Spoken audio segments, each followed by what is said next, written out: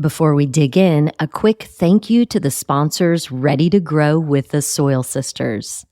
Tejas Tonic is the official beverage of the Texas Soil Sisters. We especially love that the hemp for Tejas Tonic is organically farmed in the Texas Hill Country, with farms in both Dripping Springs and Lukenbach, Texas. The Soil Sisters podcast is powered by B&P Electric. Whether you're building, remodeling, installing low-voltage landscape lighting, or in need of an inspection, B&P is your Central Texas electrical contractor. Find links to our sponsors in the podcast show notes or head over to txsoilsisters.co. You're listening to the Soil Sisters podcast, where we dig in on family farming and ranching, regenerative agriculture, healthy living, and planting seeds in our community. We invite you to listen, subscribe, and grow with the Soil Sisters. Hi, y'all. I'm Joanna Newting, joined by my blood, soul, and soil sister, Crystal, and we are recording live at the Regenerative Revival in Salado, Texas, hosted by Liz Haney and her team at Soil Region and the amazing folks at Barrow Brewing. We've got David Deitsch on the lawn with us. He is the founder of the Moody Goat, and sister and him during the sound check have already been having quite a good conversation. So I'm like, pause, we need to hit record. So everybody, welcome to the show. I love it. I'm so happy to be here. It is a gorgeous day. The river is right down from us, and it is green and gorgeous. We've had some beautiful rain. So anyway, welcome. I'm so happy to be here with you. Thank you for having me. Really, thank you so much. This is awesome. We've talked about it for a while, so I'm glad we were able to connect. Yes, and happy anniversary. This is the anniversary. Yeah, happy anniversary. Yeah. We met you here last year. It's awesome. It is. This is great. Great timing. So a lot's changed over the year. Well, this is one of the things we want to talk about today, because you are a first-generation farmer, rancher, who just dove in to do it right the first time. You went regenerative from the get-go. And so we really want to showcase what it looks like to be a first-generation farmer. And we're all folks that like to keep the glass half full and talk positive. But, you know, there's some growing pains. There's the good, the bad, the ugly of it. And so we can touch on all of that and take a look at it through the perspective of somebody who is a glass half full person, instead of somebody that's like, this isn't going to work. Well, and I love it because this is doing something new. I'm the type of person, when I learn a new something, I can't just pretend and continue to do the old stuff. I have to turn and go in the right direction, which meant when we Soil Sisters started leasing land from our family, we cold turkey. I mean, we cut it I'm sorry, we're not doing anything else. The poison here is gone and will never to be reapplied. And now what do we do from here? And so it's almost 3 years now since we've done this, and it hasn't been pretty. And it has been, and I'm air quoting here, failure after failure. But then again, there's rain issues. There's so many things involved, and nothing that you do that is to benefit yourself, your family, humanity, the planet is ever wrong. It's never wrong. It is always a good idea. It's sometimes hard, and it doesn't always work out the way we want it to, but that is information, that is wisdom, hard gained life wisdom that you will learn from, and you'll be able to share with the next person. And I firmly believe every struggle that Joanna and I've had as, partners in this business that we're doing, and everything that I've lived through personally in my life has put me in a position to help someone else. So bring it on. It's fine. Yeah. We got this. We're from the country. Tough times don't last, but tough people do. Yeah. So let's go. Don't quit. Do hard things and don't quit. So we grew up on the ranch. We are country girls from the jump. Tell us your background. I'm not a country boy. I grew up in the suburbs of Connecticut. Oh, wow. And, like the idyllic childhood experience. Bunch of kids in the neighborhood riding bikes, staying out till the street lights turned on. Yep. Parents always had a really nice garden. And my dad, credit to him, would always win a blue ribbon at the county fair. So I grew up in Berlin, Connecticut. And when I was younger, it was kind of like a dying dairy town. So the farms were like slowly falling away. And I remember being young and just smelling cow manure. And to this day, I think like cow manure and gasoline are like my two favorite smells. I agree. And so it was interesting to watch that transition of all these new houses being built, farmland going away, the farm families that were there kind of going away. And I never really thought I would go into agriculture. Like, thought I would just work some business job, go to college, whatever. When I was really little, my mom took me to Yukon up in Storrs, Connecticut, and we went to the creamery there. Oh. I don't know how old I was, maybe 5, but I saw a lamb being born, and it was like the first live animal birth I ever saw, and it was really interesting, and it imprinted something on me. Maybe it was like God's way or the universe's way of like showing me what my future might hold. Yeah. But grew up in Berlin, had the garden. I think as time went on in high school, college, I think that's like when homesteading sort of became popular, and like the idea of like going and buying land with your family and starting a homestead and maybe roping in a few friends to join you was like that story or fairy tale that you can have.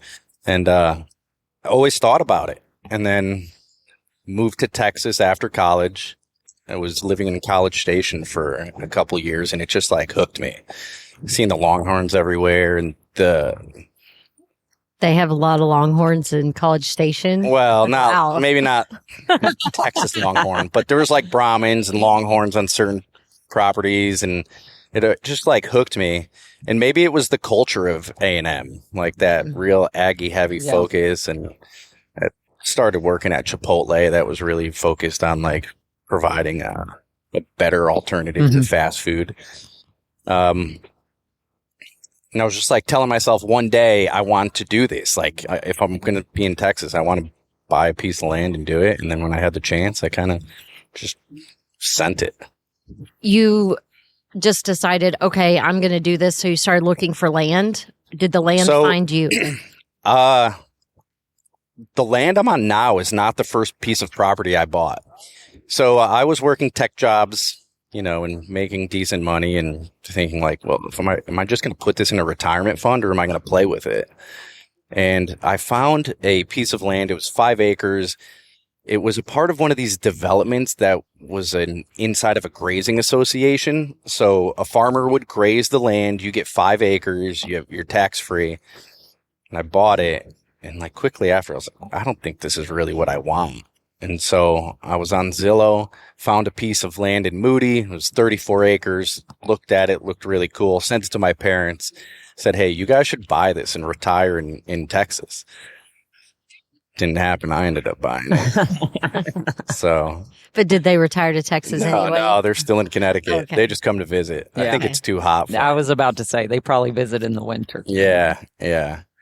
Did you buy it with a vision? Did you know what you wanted to do yet? I mean, I was starting to read up on and watch videos on YouTube of like the Kiko goat and like that breed, and learning about like their worm resistance and how to maintain a healthy herd by rotating them and grazing in like a more of an AMP style. So adaptive, paddocks, multi-paddock. Yeah. I think that's because I was learning about Kikos and the worm resilience, like, and moving them with electric netting. It just kind of like evolved into like, all right, if I do 34 acres, I can buy this piece of land, we can put goats on it, and I'll just come out occasionally, take care of the goats, and then eventually, like, hopefully we have a herd big enough to pay the mortgage on the property, and, we can, little side thing, but. How'd that work out? Nah, I like fell in love. Like if anybody out there is falling in love before, you know what happens. Like you just like go all in, and I went all in, and some of the other jobs took a back seat, and then we could talk about that a little later. But Yeah. Yeah, I just dove all in. Found it, loved it. Had a creek on it. I thought it was so pretty. And it's actually on the property that Pat Neff and the Neff family, Governor Neff, used to own. And it's right across the street from Mother Neff State Park. And so I was like, man, it has so much historical tie. It used to be old ranch land. A Filipino family had bought it and owned it for like 15 years, and they literally just left like goats on it and let goats just like wander and they didn't maintain it. So I just like, I don't know how I convinced my wife, like, we're going to buy this. It's going to be all right. Like, we'll figure it out, but we're just going to like take it a step at a time. And then I just fell in love with it, dove right into it. And then I was like, I'm just going to be like regenerative. I'm going to build back this land. We're going to rotate the goats. It had all this cedar that was like overgrown, needed to be maintained. And I just slowly got in there with a chainsaw, built some canopies up and moving goats. And I started with 7 goats. And we're up to like... What's the herd now? 65, Wow. 70. And how many years ago was this? 4. All right. Cranking. All in. So you provided some of the meat that was cooked here today for the open fire lunch. You've developed relationships because you were at the Mill Scale event last year, partnering with a chef. So what are you finding your niche to be as a regenerative goat farmer in Texas? I think I'm still trying to figure that out. Yeah. Like I'm still trying to figure that out. So I think 2 years in, I with the farm in Moody, I had lost a job that was pretty much floating the operation. So I have 2 mortgages. I'm using my income to float the operation, and I lost the job. And I called a friend, and I was like kind of frantic, like, dude, I don't know what to do. And I was raising chickens and pigs and using all of that in a system to like bring more nitrogen into the ground, use the pigs to till. And he's like, well, you could try to go like heavier on the birds. They grow faster, try to sell that a little bit quicker. And again, didn't really think it through, just sent it, went pretty heavy on the birds. And that's when I started making more connections with people because I had more meat. And I was like, hey, I can provide X number of birds if you want to like work out a deal. And then I also have goats. And I think that's when I started like connecting with the different restaurants. Like, hey, what do you think? Like 25 a week, 50 a month. Like, what could we do? And that I was just swinging for the fences, talking to like Allie Clement, Lob Barbecue, and John Bates, Interstellar. Like they were looking at me like I had, gone crazy. Like, what are you talking about, guy? And I think the ignorance and like the thought that like I won't fail, like I'll make this work, just like led me to go and just take some big shots, like crazy conversations.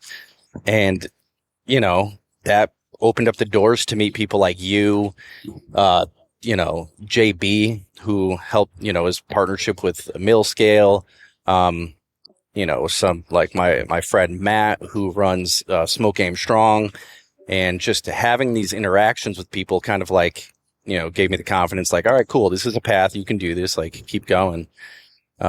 But I don't know. Like, I'm not doing the chickens anymore. That was a failed venture. I lost so much money because I did not think it through, like everything else I've done with the Moody Goat.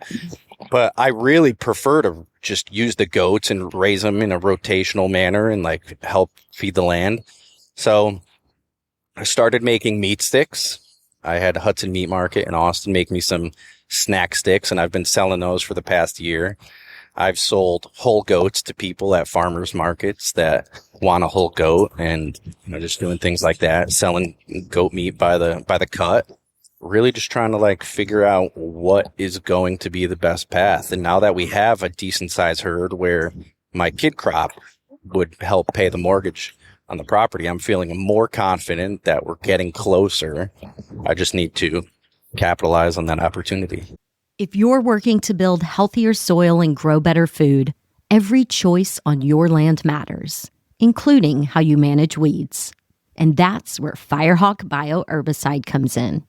Firehawk is a fast-acting, non-selective contact herbicide that controls many common broadleaf and grassy weeds. Its active ingredient is nonanoic acid, a fatty acid that works on contact by drying out unwanted green vegetation, with visible results in hours, leaving no residual weed control in the soil. From gardens and homesteads to vineyards and regenerative farms, Firehawk can be used for careful spot treatments around crops, landscapes, and non-crop areas. And now, Firehawk is available in super concentrate, giving growers flexible, high-performance weed control that mixes easily with water. Learn more at firehawkbioherbicide.com and use code SoilSisters15 to save 15% on your purchase. That's SoilSisters15 for 15% off at firehawkbioherbicide.com.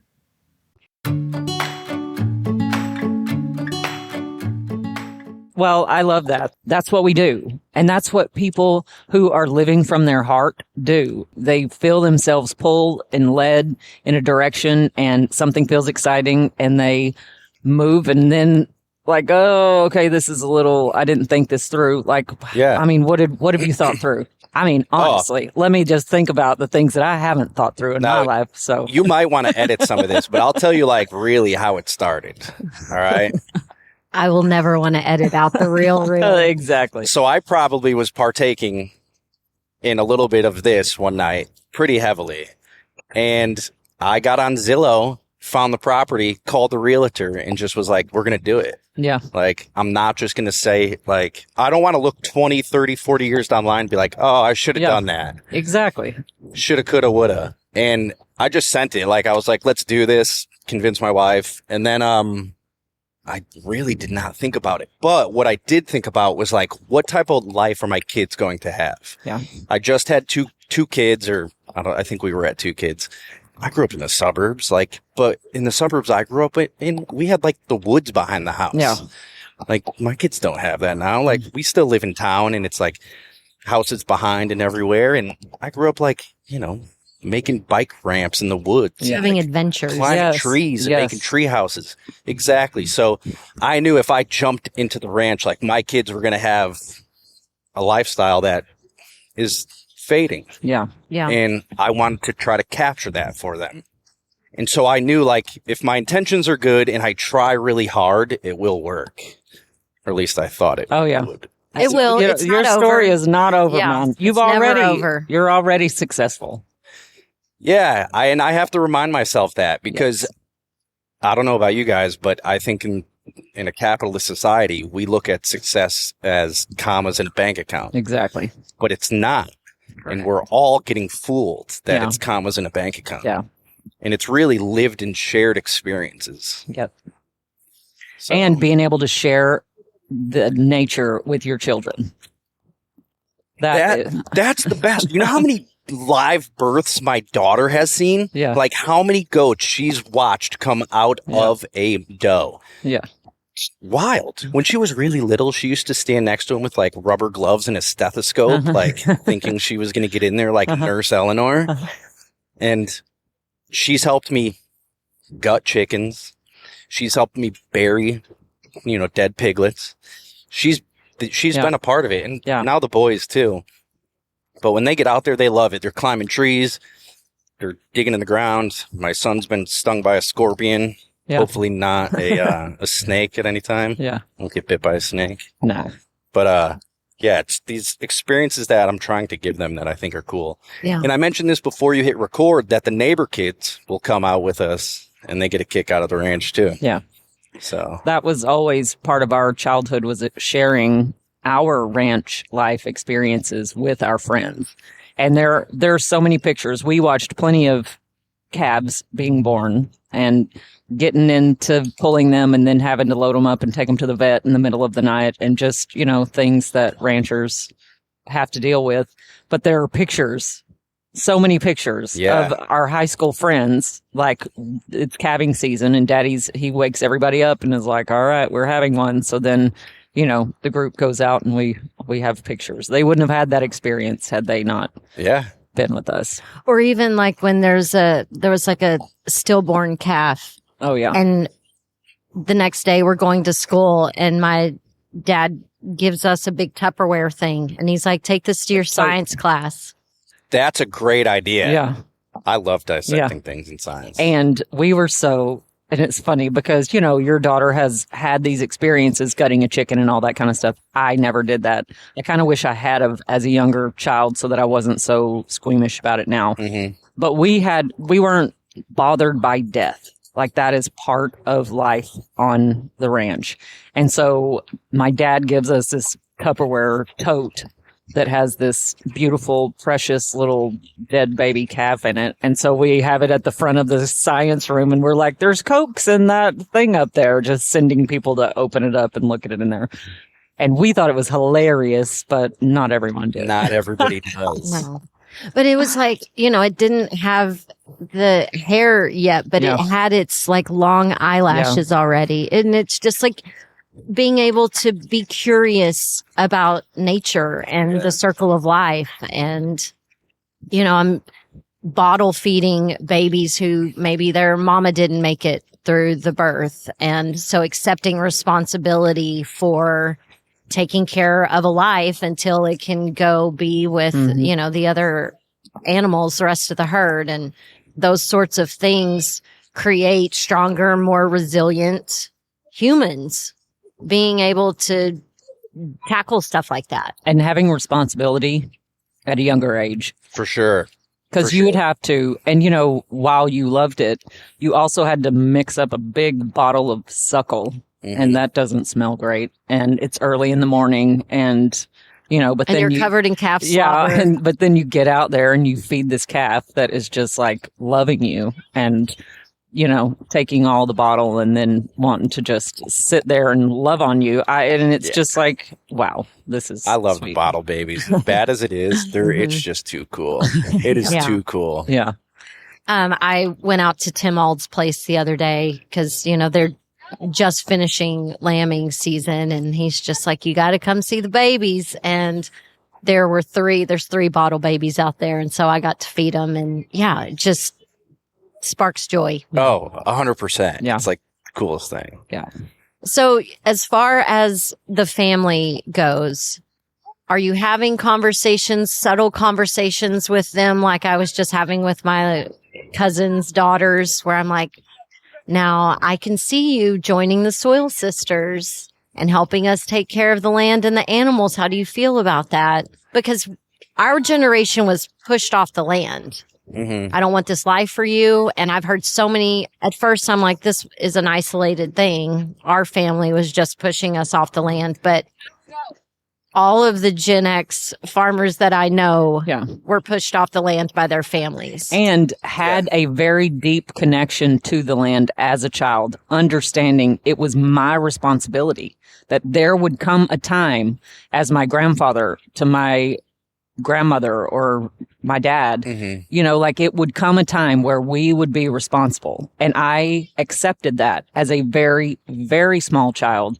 And respected it and appreciated it and loved it and wanted it to be something that I did. And then to be pushed off literally through your whole high school. And then, it was just like, you don't want this. I don't want this for you. Yeah. Yeah. Yeah. I think for me, with like 34 acres is a lot different than having a large swath of land in a full operation. Like we're just trying to get something going. And so the conversations I try to have is like, do you like this? Do you like playing out here? Like, what do you not like about it? And I will try, Miles said something the other day. He's like, yeah, I like it. I could do this. But it would kind of always be like a part-time, just like a lifestyle, right? Right now, I don't see a way where we would be able to make it a full-time career to offset like the costs and the standard of living. Well, that's today.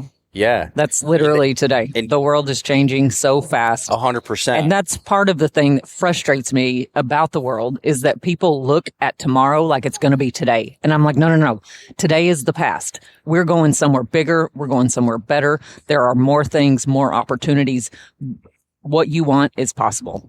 And we can't look at what's coming. We're projecting negatively down the road. Like, oh, I probably won't be able to afford that, or, oh, there probably won't be anything available for me. Whatever. Like, it is, the potential is there. And just like that, make a decision and make it the right decision.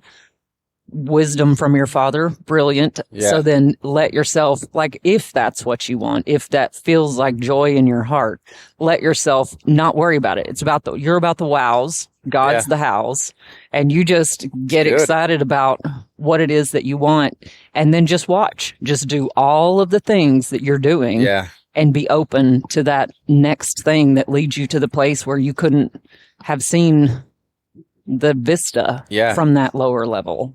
So I think I do prime them on that. Like, and I talk to my wife about it a lot. Like, Lindsay and I will say, you know, I'll tell her, like, man, it is so awesome. Like, taking the cedar grove and making it something that is kind of like, I guess you becoming maybe a silvopasture where there's like grass growing underneath it. When before, if you people listening have never been in like a cedar grove before, sometimes you can't even walk through it because it's just all dead branches.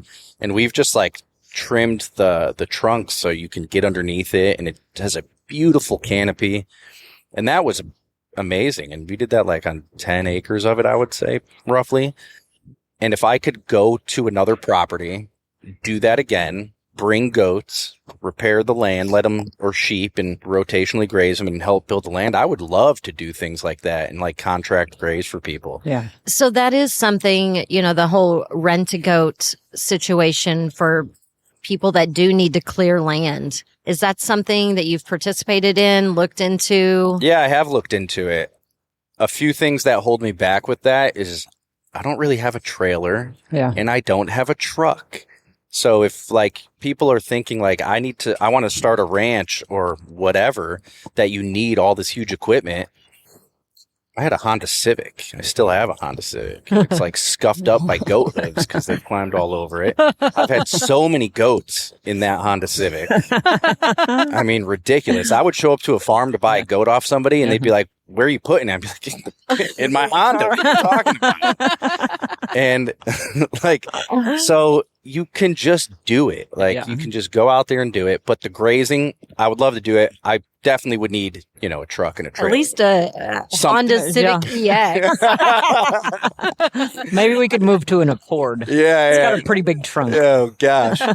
But, you know, the herd's getting to a good size, so they can do some damage. Good damage, not bad damage. But they can clear some land now. And if I, you know, had a truck and a trailer, I've set up plenty of electric netting, so that's not a problem. So, you know, it could be in the future. Yeah. Never say never. Well, and you know, something like the NRCS equip program or whatever, utilizing some of those dollars to What are those? What's that stuff? Yeah. That is one thing. Like, some of the people I look up to in this space, like Tim, who just spoke recently, that guy's like Johnny on the spot with all this stuff. And I'm like, wait a second, you could get a cost sharing program and there's grants for this? Should have never cashed out my retirement to try to start a goat farm. Well, you have to listen to our podcast with Christy Oates. Yeah. And get a little educated. Yeah. Yep, and then you can get involved. Yeah. Well, because part of it is our taxpayer dollars afford farmers and ranchers like us to be able to go to them and say, hey, I need somebody to come out and check out my property with me. And you get that for free. Yeah. You don't have to sign a contract. You don't have to get There's no involved. strings attached. You can just have someone come and do a field visit and check out your property and talk about what you're wanting to do. And, you know, I'd like to do this, but I need a trailer or whatever. And they're like, oh, perhaps you should look into XYZ program, the cost sharing for that for a new farmer, because for 10 years, we get to be considered novice farmers and we have a little larger access to financial assistance than someone who's been doing this for 30 or 40 years. So it's worth the visit to your, you know, USDA field office to just see. And a free meeting is great. Yeah, won't turn that down. And more and more, they're learning about regenerative agriculture. Because I think a few years ago, you can ask them and they're like, well, I don't know. We'll have to find out about that. But I know that they have been training these folks. I went out to a training at Swift River Pecan probably 2 or 3 years ago where they were training the FSA people, the, NRCS field officers about regenerative soil principles. Mm-hmm. So more and more people are learning about that in these institutions that are here to help us. So, yeah. It's worth take advantage of. Yeah, and just being curious, asking questions. I mentioned this earlier when Tim was doing his talk, but I went to Lucas Evans. He puts on Farmers of the Round Table. This was our second year to do it, and just talking about the big parts of the regenerative movement, and hemp being one of them. But the other part of it is putting the culture back in agriculture, building the communities, not siloing ourselves. Yeah. Finding these collaborative relationships where it's not costing us money. You have something that can help me. I have something that can help you. After we met, I had the chance to go to the Small Farmers Initiative, the grazing school at Texas State. Mm-hmm. It's a great opportunity for me to meet people in the field, learn, how they were coming at it from the science perspective and truly being organized about what they were doing. Mm-hmm. And then from there, I went to the Noble Research Institute in Oklahoma and did a 3-day course as well. Nice. And that was really neat. I learned a lot, but I also felt like it was confirming that what I was doing from just my own research and rotating the goats on the ranch was the right path. But if I can just focus on a few things more intensely and specifically with intention, it would be better long term. Yep. And then from that, I started linking up with my neighbor who has a small herd of cattle. And then we incorporated the cattle onto the property. And so, I needed some grass chewed down because the goats didn't want that type of grass.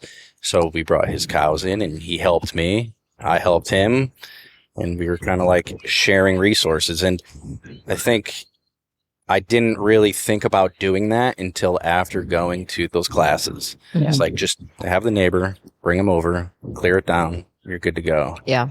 So talk a little bit about your exploration of being a new farmer and figuring out how to do it, how to figure out your record keeping, all of those things. Mm-hmm. Because we talked with Christy Oates, so you can get lost on their website trying to find a program or a practice. And Tim All does a great job. It was a good description earlier of him talking about he gamifies it, figuring out what's the timing and whatnot. But he has a little bit more background than we do. So what's your experience been like as a new farmer with that? Well, I'm probably doing everything wrong because I don't really keep records. So my whole thing with the goats is I want to try to build the most resilient herd. So I don't worm. I keep track of bad moms. If it's a bad mom, a few of them I lost. I took to the processor because they didn't keep their kids alive. And if they do that twice, they're done. Yeah. But everybody else is survival of the fittest. I want to try to build the most resilient herd I can. And I think I've had the luxury of doing that just because I haven't been so focused on trying to generate. I don't know if that's the right way to put it, but it's just the way I've approached it. It's we need a herd that's going to be strong because I don't want to use dewormers. And I want to know they're going to sustain themselves on this land. Mm-hmm. And my record keeping for pasture rotation is really just in my head and what I'm visually observing. I think because it's 34 acres, I can really keep track of it a lot easier. And now that the herd's larger, I probably need to keep better tracking or better records and track it more. But in the beginning, I really wasn't doing that. I was just like winging it, making sure I let the areas that I was grazing rest. And I didn't do like the 50-50 rule where you graze half, leave half. I was grazing 90 and leaving 10% and then letting it rest for a long time. Yeah. But I could do that because when I started, I had 7 goats on, you know, this acreage. So there was plenty for them to eat. Yeah. And I just knew like it had to rest longer. And so I did that for 3 years, really heavy. And then when I kind of hit like a financial hurdle and needed to like rewrite the ship a little bit, a friend now, like gave me the opportunity to send my goats to their property. So my goats can clear land that they needed to be cleared. And we can like, hey, I need help clearing some of this land. Yeah. You need to take a breather for a second.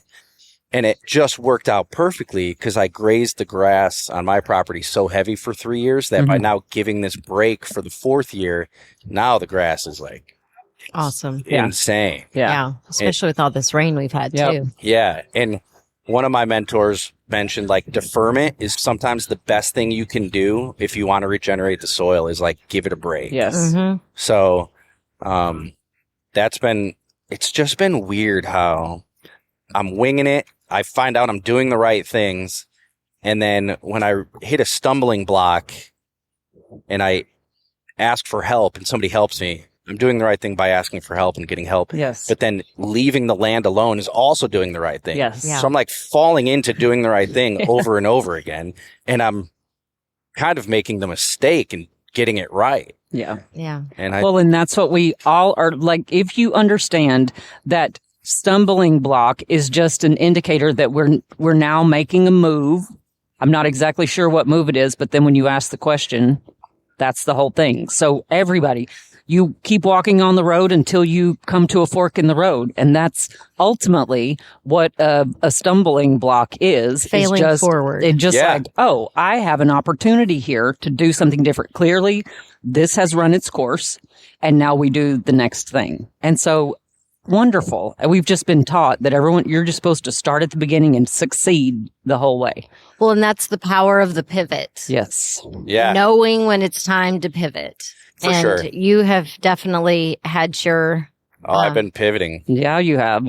I haven't lifted that pivot foot, so I haven't traveled the basket. Amen. So, yeah. Well, it's like when I ran into that first obstacle, my friend's like, dude, grow chickens. Fine. I'll try to grow chickens. And then once I was like, this isn't working for me. I don't want to be a chicken farmer. Yeah. I'm not a chicken guy. Yeah. I was just trying to like make some cash to float things. Yeah. So I knew when to cut the tie. It cost me some, but it was also really good for the land to throw all of that nitrogen into the soil naturally. Yep. So it's just like pivot, keep pivoting, keep figuring it out. So talk a little bit about the meat sticks. What's happened with that? Because I know there were so meat sticks are like huge in CPG right now. Like everybody's making meat sticks like Chomps and Archer Daniels. And you know what? Not a lot of them are great. I'm just going to say. Yep. Well, I won't speak bad about their meat sticks. You don't have to. But the one thing I noticed like selling cuts of goat at the market was a lot of people were unsure of it. There's a very specific demographic who eat goat, who remember eating goat as a child and will come to it. But it's not something that people are like, hey, I want a leg of goat or I want a ground goat, whatever cuts of neck. And so I was like, how can I deliver this to the consumer in a way that they're more comfortable? And here at the Salado Farmers Market or the Barrel Brewing Farmers Market, I started making like kafta. So just ground goat and spices, and I was grilling it on a barbecue and selling it that way. Yum. And then I was like, all right, well, can't do this all the time. And then a friend of mine, I'll plug him, Chef Harold Villarosa, he told me, like, we were sitting around hanging out, and I met him trying to sell him chickens for his restaurant that he was working at. And one day we were talking about, hey, how do I sell more goat? He's like, hey, I think you should go talk to the Thomas over at Hudson Meat Market in Austin and see if he could like make it into like a sausage or a snack stick. I was like, cool, let's do it. So I went to Thomas and I said, hey, My name's David. I run some goats. I need to make a goat stick or something like that. What do you think? And put together a goat snack stick. And I was very specific. Like, I only want to use goat. I don't want to add pork or anything else to it. I want it to just be spices, no fillers, no preservatives, like as clean as we can get this. That's what I want to try to do. And he hit a home run. He knocked it out of the park. The meat sticks are great. They're so delicious. Everybody loves them. I sent like 100 packs up to my brother in Connecticut, and he sold them in like 2 days. And then I'm getting text messages from his friends like, I could never eat another meat stick from so-and-so company ever again. And so that's been really fun. And my hurdle now is I want to try to make them shelf stable so I could just ship them through the mail and not have to worry about shipping them with like an ice pack or, special packaging. So that's kind of where we're at right now. But I love them. My kids love them. My kids prefer them over what you could buy in the stores. And I think it's a really fun way to like deliver a goat product to people who have never eaten goat before. I love it. And how do people find you? We have a website, themoodygoat.com. You can find us on Instagram. Try to post some videos of just day in the life type stuff. Well, and you have a second Insta for the meat. Oh, right? yeah. The Moody Goat meat sticks. So at Moody Goat Meat. Yep. And then your personal one for the farm is? The Moody Goat. Okay. So yeah. And I do love your channel. Oh, I love watching your videos. I love making them. They're fun. Yeah. It's really great. And your tagline, stay moody. I love it. You do a great job. And if you don't hear that very often, that's one of the things about new farmers is you might be really good at figuring out the operation, but then when it comes to the sales and marketing, you don't know what to do. Or when it comes to activating a community, you don't know what to do. And you're doing a great job in all of those areas. I know sometimes you feel like you're drowning, but I'm telling you, thank you. You're doing a great job. Yeah. If I could achieve anything in this other than like giving the kids the experience, it would be to try to encourage more people to go out there and just buy a piece of land and just start. Yeah. Because we're losing the opportunity to do that. And if you wait till you're older and you have money that you feel like you have all this extra cash or like the opportunity, then you don't have the body to do the work. Exactly. And then you don't have so much time. So you fell in love with something and now you can only spend 5 years with it. Yeah. So, it would be really cool to try to inspire people to get out there, start grazing animals on land, take big risks, don't be afraid, learn from my mistakes or others' mistakes. Oh, and your own. Yeah, and your own, and just get out there and do it. A friend of mine messaged me the other day and was like, dude, I want to come out and visit. I tell my son I want to fly down there and hang out. And we've always talked about like buying land and doing this. And I hear people say it all the time. Like, we've always talked about buying land and doing something like this. Well, you got to just start doing it. Yeah. Like, look at his, the retirement fund that we're saving for. Well, and in harmony with that, if you don't have the funds to do it alone, I mean, we all have the dream of living on land with our best homie. Yes. And having a compound, let's do it together. Yes, the compound. So get 10 friends and invest in the land and then build it up to where that is like a piece of your retirement solution. Yep. So you get to spend this time with your friends building something together that, it could be a part of the retirement or you could pass it on, whatever you do, but at least we can have this great experience, work on healing the soil, produce great food off of it.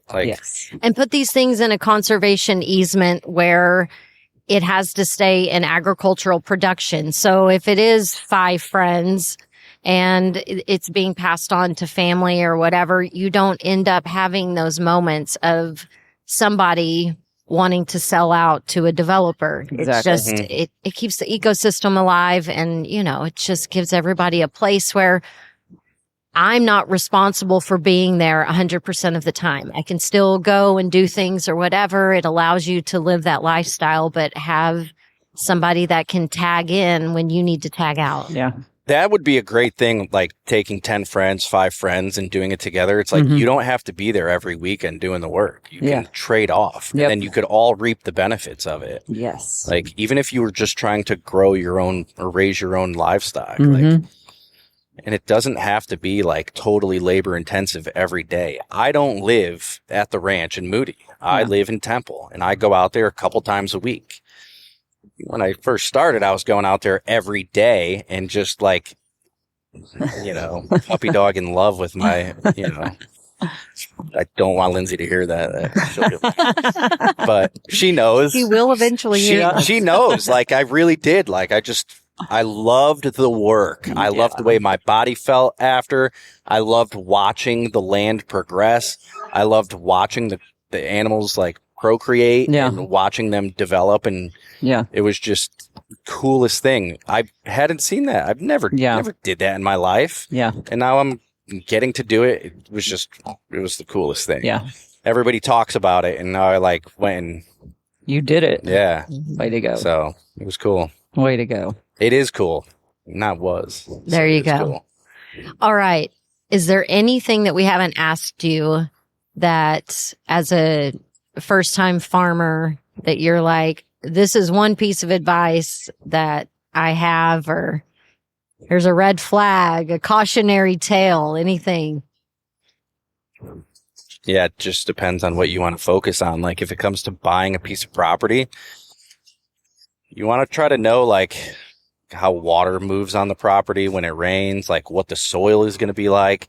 You know, if you go look at a piece of property in the spring, it's probably going to look fantastic after you get rain and the sun, but how is it going to handle the summers?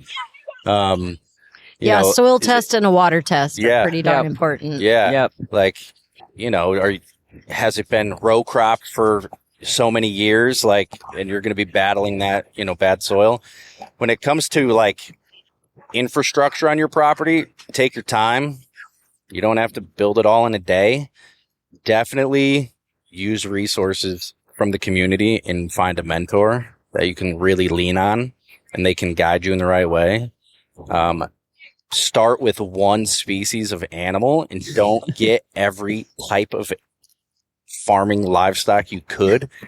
You don't need the chickens, the pigs, the cows, the goats, the sheep all at once. Like pick one, go slow, and then plan for a long time. I think like homesteading, Salatin will say like by year 6, most of them are out of it when you start a homestead because you go through that honeymoon phase, it gets hard, and then you're like, I can't do this anymore. So just plan to have it for a long time, create like a strategy, and just don't quit. Like as hard as it gets, don't quit. You know, there's going to be problems. You're going to run into situations that you wish you saw coming. Pivot. Don't lift your pivot foot.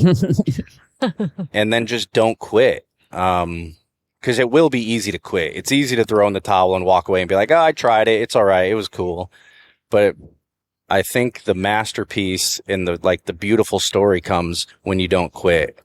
There could be a reference there into like marriages too. Like marriages get really hard, but if you don't quit, when you have your 50-year anniversary or you're on your deathbed and you're looking back and you're like, wow, we made it. We quit. And that's what I'm trying to push for with the farmers. Just like, don't quit. Don't quit. Well, that's what stewardship is. Yep. Yeah. Yeah. Having that marriage with the land and the ecosystem. And as a farmer and a rancher, when things get tough, it can affect your marriage. Yeah. Oh. Well, being able to find the beauty and the lesson in every struggle. Mm-hmm. And that just takes a little patience and a little space from the incident, from the episode. Like just, it hurts in the beginning. Things are upsetting. But if you can just sit with whatever for a minute, and this goes with relationships and also jobs or friendships or anything, is like, give yourself time to calm down from it before you try to judge it or decide whether it was good or bad. Yeah. Hindsight's 20/20. Oh yeah, baby. Yeah. And it's all good. Everything that's happening is for our benefit. So this is like, make it the right decision. Make a Yeah. decision, make it the right decision. Understand that even struggle is for our benefit. And you're not alone. Yeah. Like, you're really Ever. not alone. Even if you feel like, oh, I'm on an island, nobody's going to understand. This is so bad, I can't get out of it. People get it. People have gone through similar struggles. People have hit rock bottom and come back up. And Yep. if you just start talking to people, you're going to find folks who can help you Yes. and who understand what you've been going through and how to help you. Yeah. And that's all you have to do. It's just keep talking, keep trying, and just push forward. It's beautiful. But I would say if somebody wants to get into it, they should just dive into it. Like, don't overthink it. The water might be cold, but you can swim. So jump in and go. And if you know Wim Hof's breath work, And there's a cold creek right behind us. So Yes. Well, I said at the Main Street Garden the other day, we have a milpa. We started a couple of milpa patches, okay. and plant them if you got them. Yeah. You know, like they're seeds. They're meant to be planted. And that's all our ideas, all our efforts, all our, creations is plant them. Plant them. Everything that because some of it's going to work and some of it's not, but it's all going to give you wonderful experiences and learning opportunities. For sure. Like, if the meat sticks don't work, I'm going to pivot. Yeah. Maybe I do, registered livestock. Maybe I do registered goats or registered sheep, or maybe I just take, the animals to the auction barn. Yeah. Like, there's a variety of things that I can do. Exactly. You just got to keep trying to figure out what's going to work. And I think that goes with a lot of things in life. And you're not made of glass. Yeah. Like, you're way stronger than you think. So what is the thing that you're most excited about within the regenerative agriculture movement, where things are right now, moving forward? What are you most excited about? I think I'm most excited about people recognizing that the old way of doing things was the right way. Yes. Before big chemical got involved, the old way was the right way of doing things. And you're really kind of mimicking nature on like your small farm with regenerative agriculture. If you're doing like high density rotational grazing, you are mimicking the bison going across the plains. It's essentially what it is. And I think I'm most excited about like drawing those comparisons and people recognizing it. And then more people getting their food directly from the farmers in a larger kind of scale. More people recognizing like it's great to go buy a half a cow, throw it in the freezer, and you know where it came from. Yeah. Than going to a big box store and you buy a pound of ground beef and there's a lot of 100 cows in there. Yeah, that's crazy. Yeah. It's crazy that the meat my kids eat is like either that one chicken, that one goat, that one cow, and they go into the freezer and they literally grab a pack of meat by the name of the animal we gave it. Not just like, oh, we're going to eat chicken. It's like, no, this was Speckle the hen or whatever. So that's good. It's important to know where your food comes from. And I would also love to connect you with the farmhouse delivery folks. Oh, yeah. Okay. See if the amount of animals that you have, how you might be involved in that, because they're serving food from Texas farmers and ranchers. And it's basically like an online full service grocery store. It's not like the co-op where I get my meat or some veggies, but you can get kitchen staples and your dairy and bread and all these kinds of things, but it's from Texas producers. And they do a wonderful job of going out, inspecting farms and ranches, and they want to know where the food comes from before they serve it to us. Sure. Yeah, it was, I haven't sent any meat sticks here, but I was emailing back and forth with local pastures about providing some meat sticks to them. And in their questionnaire, it was like, what do you feed these goats? What's your worming schedule? And I was like, nothing, no schedule, no dewormer. And it was just like, just clean. And so it's really fun for me to be here and talk to people and know that, like, all right, this goat really just ate whatever grass and weeds were on the property. Yeah. And that's it. Like, it is just the cleanest food you can get. And no wormer. I don't fertilize the property. No herbicides go on the property. So it's really fun. Just like, it's an interesting thing to raise an animal and then feed people like a super clean product. It's a cool experience. And I don't think a lot of people get to do that. I love it. I love feeding people vegetables that have grown in our garden. Yeah. It's thrilling. I love little garden walks. Everybody, you know, every time someone comes over, it's like, okay, what's new in the garden? And we walk through the yard and look at everything. And later, as the summer comes, Joanna has to come help and pick vegetables. It's like a proud parent. Look at my babies. It is. And here, taste that. Eat that. Have some of this. Look at this over here. And it really is so rewarding. Yeah. So I love that. Yeah, it's so much fun. Yeah. So. Well, David, thank you so much for hanging out with us. Hopefully this conversation has inspired a few new farmers to enter into this ecosystem of ours. Will we see you at Southern Family Farmers and Food Systems Conference in August? I don't know yet.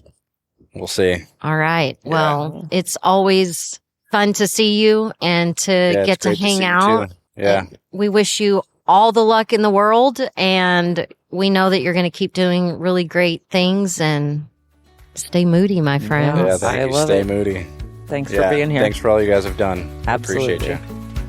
Connect with the Soil Sisters at txsoilsisters.co. Submit questions, guest or show ideas, and sponsorship inquiries. The Soil Sisters podcast was created and produced by Joanna Nuding.